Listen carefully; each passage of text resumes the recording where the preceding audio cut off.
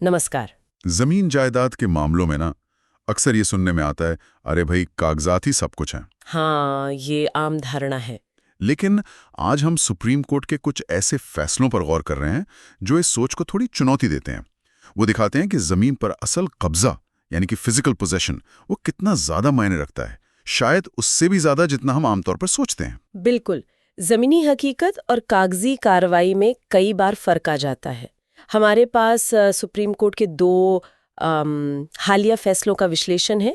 एक तो 7 अक्टूबर 2025 का फैसला है, जिसमें कहानी में एक बड़ा ही क्या कहते हैं फिल्मी मोड़ आता है। अच्छा। हाँ, और दूसरा फैसला इस बात को साफ करता है कि कब आप सिर्फ कब्जे में दखल अंदाजी रोकने के लिए कोर्ट जा सकते हैं और कब आपको मालिकाना हक साबित करने की भी जरूरत पड़ती है। ये बहुत अहम नुक्ता है।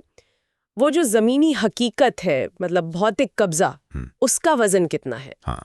और अदालती कार्यवाही में ईमानदारी क्यों जरूरी है। हाँ, नियत और सच्चाई। कई बार लगता है कि कानून सिर्फ तकनीकी चीज है, लेकिन ये मामले दिखाते हैं कि असलियत और नियत भी बहुत मायने रखती है। जरूर। चलिए इन गहराइयों में उतरते हैं। जरूर। शुरुआत करते हैं उस मामले से जिसका फैसला पिछले महीने 7 अक्टूबर 2025 को आया। ये कहानी आप मानेंगी नहीं, 35 साल पुरानी है। 1989 में शुरू हुई थी। 35 साल, बाप रे। हाँ, और अंदाजा लगाइए उस वक्त उस प्रॉपर्टी की कीमत महज 14,500 रुपए के आसपास बताई गई थी। 14,500, अच्छा। और अपील करता यानी जो केस लेकर ऊपर तक गया, उसने बयाना यानी एडवांस दिया था 25,000 रुपए। ये थोड़ा अजीब है, मतलब बयाना राशि प्रॉपर्टी की कीमत से ज्यादा। है ना? यहीं से शायद कुछ पेचीदगी शुरू होती है। हाँ, हो सकता है।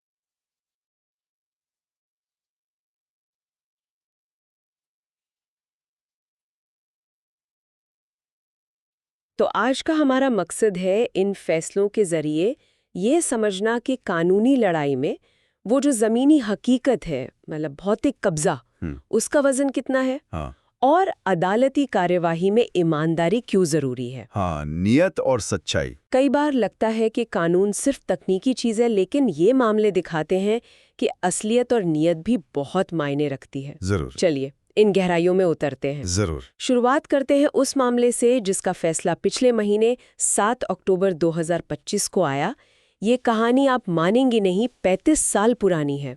1989 में शुरू हुई थी। 35 साल, बाप रे। हाँ, और अंदाजा लगाइए उस वक्त उस प्रॉपर्टी की कीमत महज 14,500 रुपए के आसपास बताई गई थी। 14,500, अच्छा। और अपीलकर्ता यानी जो केस लेकर ऊपर तक गया, उसने बयाना यानी एडवांस दिया था 25,000 रुपए। ये थोड़ा अजीब है, मतलब बयाना राशि प्रॉपर्टी की कीमत से ज्यादा है ना। यहीं से शायद कुछ पेचीदगी शुरू होती है।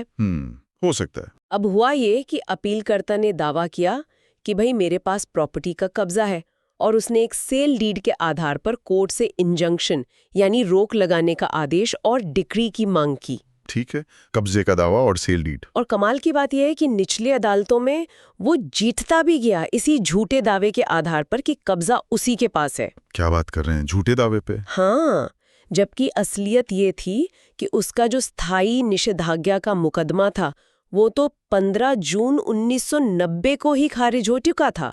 लेकिन ये बात बाद की सुनवाइयों में कहीं मतलब दब गई, नजरअंदाज हो गई। ओह, यहीं पे देखिए सिस्टम की एक क्या कहें खामी दिखती है।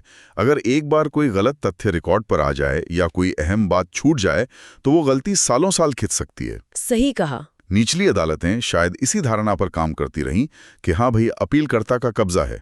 इससे पता चलता है कि हर स्टेज पर तथ्यों की बारीकी से जांच कितनी जरूरी है। बिल्कुल। अब सोचिए 35 साल से ज्यादा ये मामला खिंचता रहा और आखिरकार पहुंचा सुप्रीम कोर्ट। सुप्रीम कोर्ट ने शायद इस लंबे विवाद को खत्म करने की नीयत से 1 अप्रैल 2025 को एक बहुत ही अनोखा और बड़ा प्रस्ताव रखा। क्या प्रस्ताव था? उन्होंने अपीलकर्ता से कहा कि देखिए, आप अपना कथित कब्जा छोड़ दीजिए, जितने भी मुकदमे हैं सब वापस ले लीजिए, और इसके बदले 2 करोड़ रुपए ले लीजिए। 2 करोड़? उस 25,000 बयाना के बदले? हाँ, उस 25,000 रुपए बयाना राशि का करीब 800 गुना। बाप रे, ये तो बहुत बड़ी रकम है, खासकर उस संपत्ति की शुरुआती कीमत को देखें तो। अदालत शायद एक प्रैक्टिकल हल निकालने की कोशिश कर रही थी। लगता तो यही है कि भाई दोनों पक्षों को कुछ मिल जाए और ये दशकों पुराना विवाद खत्म हो जाए। और प्रतिवादी यानी जो असल मालिक थे वो इस पर राजी भी हो गए थे। उन्होंने पैसे देने के लिए डिमांड ड्राफ्ट तक बनवा लिया था। सब तैयार था। लेकिन यहीं पर कहानी ने वो मोड़ लिया जिसकी उम्मीद शायद किसी को नहीं थी। अच्छा, क्या हुआ? अपीलकर्ता ने ये 2 करोड़ रुपए का प्रस्ताव ठुकरा दिया। हाँ, साफ कह दिया, मुझे पैसे नहीं चाहिए, मुझे तो प्रॉपर्टी ही चाहिए। अरे, पहली नजर में तो ये लालची लगता है। हाँ। शायद प्रॉपर्टी की कीमत बहुत बढ़ गई होगी। हाँ, आमतौर पर तो यही सोचेंगे। लेकिन अदालत के जो आदेश हैं उनको देखें तो तस्वीर कुछ और साफ होती है। कैसे? जब अपीलकर्ता ने प्रस्ताव ठुकराया तो अदालत ने उसे आदेश दिया कि ठीक है, पैसे लो और कब्जा सौंपो। लेकिन उसने फिर इनकार कर दिया और कब्जा दिलाने के लिए जो वारंट जारी हुआ था उसे रद्द करने की अर्जी लगा दी। मतलब वो अड़ गया बुरी तरह। अदालत ने उसे सोचने के लिए 4 दिन का वक्त भी दिया, पर वो टस से मस नहीं हुआ। तब जाकर अदालत को पुलिस एसएचओ को निर्देश देना पड़ा कि भाई गिरफ्तारी वारंट लागू करो और कब्जा सुनिश्चित करो। उसका ये रवैया थोड़ा अजीब था। अजीब तो है, 2 करोड़ रुपए छोड़कर इस तरह अड़ना। और फिर आया सबसे बड़ा खुलासा फाइनल हियरिंग के दौरान। क्या पता चला कि अपीलकर्ता का उस संपत्ति पर कभी कब्जा था ही नहीं। क्या? कभी नहीं? कभी नहीं। वो इतने सालों से सिर्फ एक विक्रय समझौते के कागज के आधार पर अदालतों को गुमराह कर रहा था कि कब्जा उसके पास है। ओह, इसे खुलासे ने तो पूरा मामला ही पलट दिया होगा। बिल्कुल। वो जो 2 करोड़ रुपए का प्रस्ताव था वो तो पूरी तरह से इसी गलत धारणा पर टिका था कि अपीलकर्ता कब्जे में है और इसे कब्जा छोड़ने का मुआवजा दिया जा रहा है। हाँ, जब पता चला कि कब्जा तो था ही नहीं तो फिर मुआवजे का सवाल ही खत्म हो गया। सही बात है। अदालत ने अपनी टिप्पणी में बहुत सख्त शब्दों का इस्तेमाल किया। कहा कि अपीलकर्ता बेईमानी से कब्जे की सुपुर्दगी का विरोध कर रहा है। ये तो मतलब अदालत की प्रक्रिया का सरासर दुरुपयोग हुआ, misuse of process of law. तो अंत में 7 अक्टूबर 2025 को सुप्रीम कोर्ट ने क्या फैसला सुनाया? उन्होंने अपील खारिज कर दी, और वो भी लागत के साथ, माने विद कॉस्ट्स। अच्छा, लागत के साथ।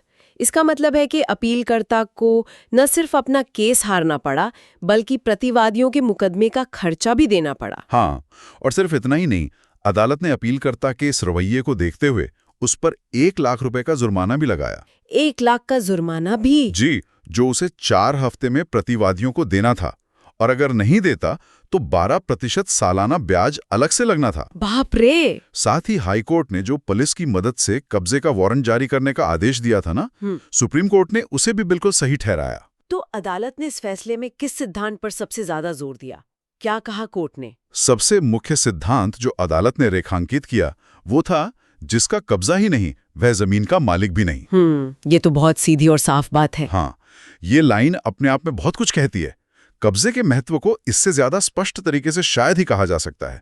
और अदालत ने अपीलकर्ता के बारे में जो कहा वो भी काफी मायने रखता है। क्या कहा? उन्होंने कहा कि अपीलकर्ता ने अपने ही पैर पे कुल्हाड़ी मार ली और उसी सांस में अपनी कब्र भी खोद ली। ओह, ये तो बहुत सख्त टिप्पणी है। ये दिखाता है कि अदालत उसके रवैये से कितनी ज्यादा नाराज थी। भाग्य पर भी एक टिप्पणी थी शायद। हाँ, अदालत ने कहा समय से पहले और भाग्य से ज्यादा किसी को कुछ नहीं मिलता। शायद ये उस 2 करोड़ रुपए के प्रस्ताव को ठुकराने के संदर्भ में था। हाँ, हो सकता है कि शायद अगर वो ईमानदारी दिखाता या प्रस्ताव मान लेता तो नतीजा कुछ और होता। तो इस पूरे मामले से हम क्या सीख सकते हैं? मुझे तो 3 बातें साफ नजर आ रही हैं। पहली, कि जमीन पर असली भौतिक कब्जे की कीमत क्या है, ये सिर्फ कागजी खेल नहीं है। बिल्कुल नहीं। दूसरी, अदालत को गुमराह करने की कोशिश कितनी भारी पड़ सकती है। बहुत भारी। और तीसरी, जरूरत से ज्यादा लालच या शायद कहें कि सच्चाई छुपाने की जिद वो कैसे बने बनाए काम को बिगाड़ सकती है। 2 करोड़ ठुकराना जबकि कब्जा था ही नहीं, ये तो वाकई एक बहुत महंगा सबक साबित हुआ। बिल्कुल। ये मामला अदालती प्रक्रिया में पारदर्शिता और सच्चाई के महत्व को भी दिखाता है। अगर अपीलकर्ता ने शुरू में या कम से कम सुप्रीम कोर्ट के प्रस्ताव के समय ही सही स्थिति बता दी होती तो शायद मामला इतने बुरे अंजाम तक न पहुंचता। सही कहा। चलिए अब दूसरे मामले पर आते हैं जो हमारे स्रोतों में है। ये मामला थोड़ा तकनीकी है लेकिन उतना ही महत्वपूर्ण है। हाँ, ये समझाता है कि कब कोई व्यक्ति सिर्फ रोक यानी इंजंक्शन के लिए कोर्ट जा सकता है और कब उसे मालिकाना हक की घोषणा यानी डिक्लेरेशन ऑफ टाइटल और कब्जे की वापसी यानी रिकवरी ऑफ पोजेशन की मांग करना भी जरूरी हो जाता है। हाँ, ये एक बहुत ही अहम कानूनी नुक्ता है। सिद्धांत मतलब यूं समझ लीजिए सीधा सा है।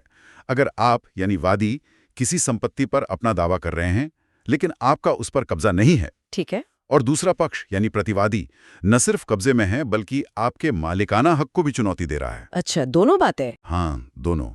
तो आप सिर्फ ये अर्जी नहीं लगा सकते कि हुजूर उसे मेरी संपत्ति में दखल देने से रोका जाए। आपको अदालत से 2 चीजें मांगनी होंगी। क्या?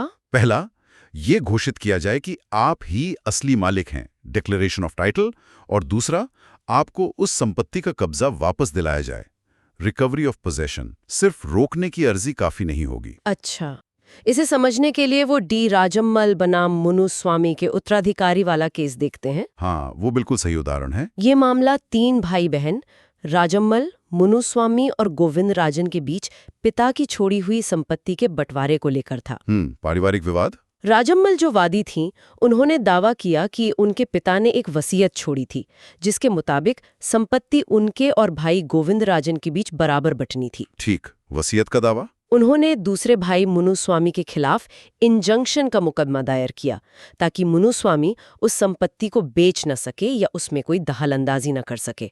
लेकिन उन्होंने अपनी अर्जी में ये बात मानी कि संपत्ति पर उनका कब्जा नहीं है। ओहो, ये तो बड़ी बात है। हाँ, और शुरुआत में उन्होंने अदालत से ये घोषित करने की मांग भी नहीं की थी कि वसीयत के आधार पर वही मालिक है। यहीं पर पेंच आ गया, मतलब कब्जा नहीं माना और मालिकाना हक की घोषणा भी नहीं मांगी शुरू में। बिल्कुल।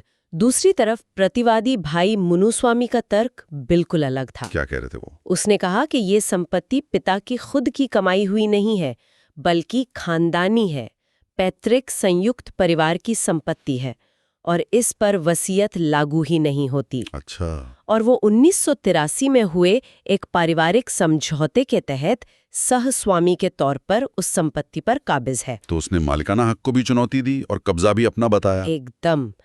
इस दलील ने न सिर्फ राजम्मे के मालिकाना हक को सीधी चुनौती दी, बल्कि ये भी स्थापित किया कि कब्जा मुनुस्वामी के पास है। तो अब स्थिति ये थी कि एक बहन वसीयत के आधार पर दावा कर रही थी, पर कब्जे में नहीं थी, और दूसरा भाई कह रहा था कि संपत्ति खानदानी है और कब्जा उसी के पास है। इस मामले में अदालतों का सफर भी काफी दिलचस्प रहा होगा। हाँ, काफी उतार चढ़ा हुआ है। पहले ट्रायल कोर्ट ने राजम्मल के हक में फैसला दिया। उन्होंने वसीयत को सही माना और मुनुस्वामी के खिलाफ रोक लगा दी कि वो न संपत्ति बेच सकता है, न ही राजम्मल के कथित कब्जे में दखल दे सकता है। जबकि राजामल ने खुद माना था कि कब्जा नहीं है। अजीब। हाँ, फिर मामला पहली अपीली अदालत में गया और उन्होंने फैसला पलट दिया। हाँ, उन्होंने माना कि संपत्ति पैतृक है, इसलिए वसीयत मान्य नहीं है।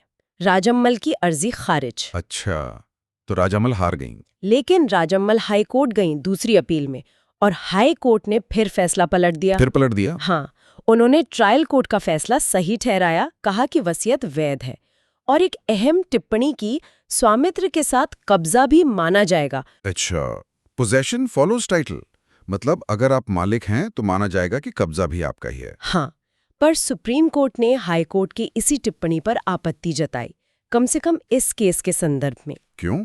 ये सिद्धांत तो है कानून में। है, लेकिन तब नहीं जब कब्जे का सवाल सीधे तौर पर विवाद में हो और वादी खुद मान रहा हो कि कब्जा उसके पास नहीं है। तब आप ये मानकर नहीं चल सकते।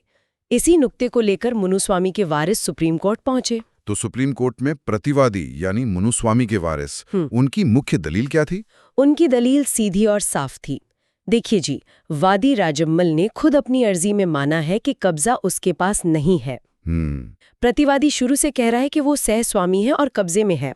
ऐसे में वादी को सिर्फ इंजंक्शन नहीं, बल्कि मालिकाना हक की घोषणा और कब्जे की वापसी, ये दोनों मांगने चाहिए थे। हाँ, जो आपने शुरू में बताया था। बिल्कुल। चूंकि उसने ये नहीं किया, इसलिए उसका मुकदमा चलने योग्य ही नहीं है, मेंटेनेबल ही नहीं है। और सुप्रीम कोर्ट का क्या रुख रहा इस पर?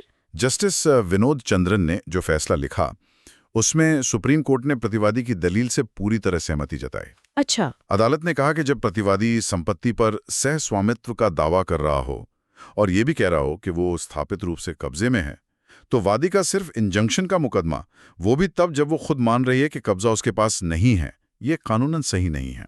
तो मतलब वो मुकदमा टिक ही नहीं सकता था? नहीं, अदालत ने बहुत स्पष्ट शब्दों में कहा, यह भी महत्वपूर्ण है कि वादी के पास कब्जा नहीं था, फिर भी उसने कब्जा वापस पाने की मांग नहीं की। जब वो वसीयत के आधार पर स्वामित्व का दावा कर रही थी, तो उसे स्वामित्व की घोषणा की मांग करनी चाहिए थी, विशेषकर जब प्रतिवादी का दावा था कि वो सहस्वामी के रूप में संपत्ति में आया और उस पर स्थायी रूप से कब्जा कर चुका है।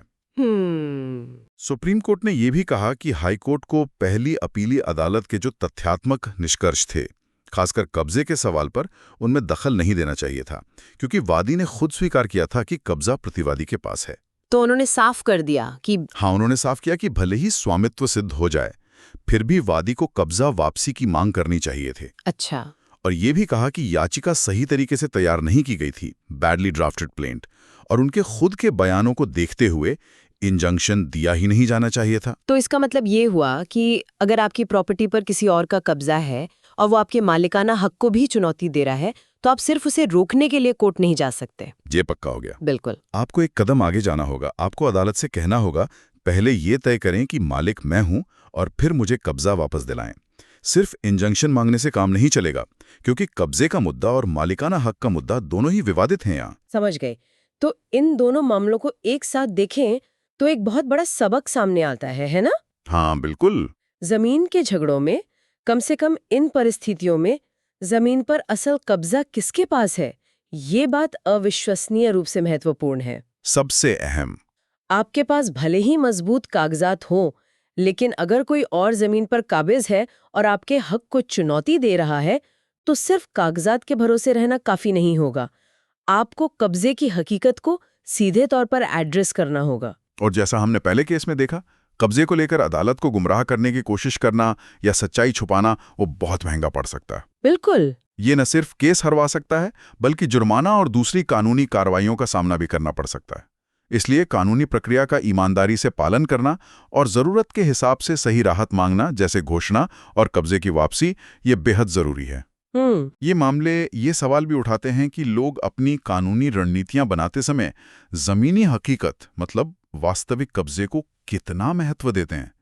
ऐसा लगता है कि कई बार कानूनी दांव-पेच में ना असलियत पीछे छूट जाती है। सही कहा, बिल्कुल। और ये हमें आज के विचार के लिए एक दिलचस्प सवाल पर लाता है। क्या सवाल? इन मामलों की जटिलताओं और दांव पर लगी चीजों को देखते हुए कोई व्यक्ति भविष्य में ऐसे लंबे और महंगे विवादों से बचने के लिए अपनी संपत्ति पर अपने वास्तविक भौतिक कब्जे को कैसे पुख्ता कर सकता है, उसे कैसे मजबूत बना सकता है? क्या इसके लिए कोई ठोस कदम उठाए जा सकते हैं? ये वाकई सोचने वाली बात है। बहुत अहम सवाल है। शायद नियमित तौर पर संपत्ति की तस्वीरें लेना, डेट के साथ, अच्छा। बिजली पानी के बिल अपने नाम पर रखना और उन्हें संभाल कर रखना, संपत्ति कर समय पर भरना, पड़ोसियों से शायद लिखित बयान ले लेना कि हाँ भाई आप ही काबिज है।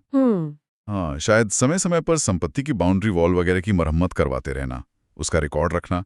ये कुछ तरीके हो सकते हैं जिनसे भौतिक कब्जे को साबित करने में मदद मिल सकती है। हाँ, ये कुछ प्रैक्टिकल चीजें हैं। लेकिन हाँ, ये अपने आप में एक अलग चर्चा का विषय है कि कब्जे को प्रभावी ढंग से कैसे दस्तावेजीकृत किया जाए ताकि जरूरत पड़ने पर उसे पेश किया जा सके। सही कहा। तो श्रोताओं के लिए आज का सवाल यही है, अपनी संपत्ति पर अपने भौतिक नियंत्रण को मजबूत और साबित करने योग्य कैसे बनाया जाए ताकि भविष्य में ऐसे किसी भी विवाद की गुंजाइश कम से कम हो। इस पर जरूर सोचिएगा। बिल्कुल सोचने वाला मुद्दा है।